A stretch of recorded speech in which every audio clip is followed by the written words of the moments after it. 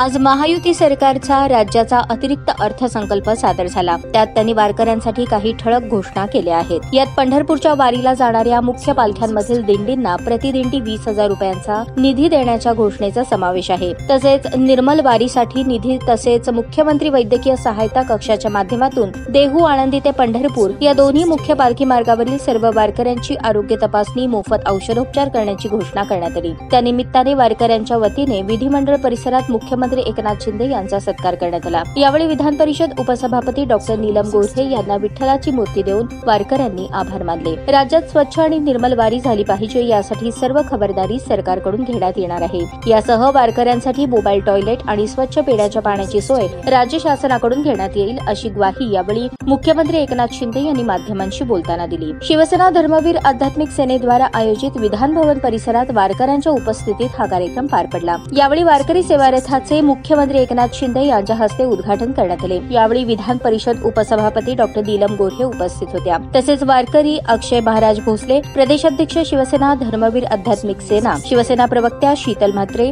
योगेश केदार यांच्यासह अनेक वारकरी, शिवसेनेचे पदाधिकारी आणि कार्यकर्ते उपस्थित होते। नमस्कार। समाधान म्हणजे काय हे मी आज अनुभवलं।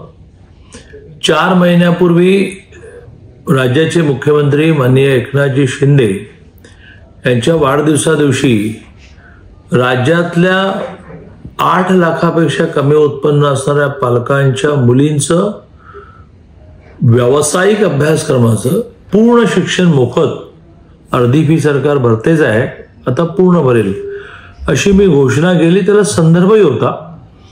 परभणीला एका मुलीने आत्महत्या करताना ती चिठ्ठी एकनाथजींकडे, मुख्यमंत्र्यांकडे पोहोचली। त्यात तिने लिहिलं होतं की सरकार माझी निम्मी फी भरते त्याबद्दल आभार, पण निम्मी फी भरायला माझ्या आईवडिलांकडे पैसे नाही म्हणून मी आत्महत्या करते। रात्री 2 वाजता मला मुख्यमंत्र्यांचा फोन आला।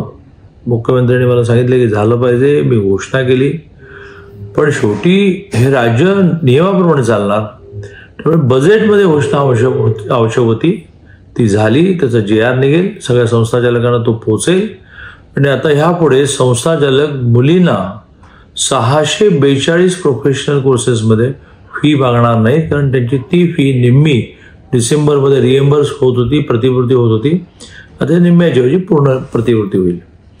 मी राज्याचे मुख्यमंत्री माननीय एकनाथजी, राज्याचे उपमुख्यमंत्री माननीय देवेंद्रजी आणि सगळ्यात महत्त्वाचे मी राज्याचे अर्थमंत्री, उपमुख्यमंत्री माननीय अजितदादा यांचे खूप मनापासून आभार मानतो।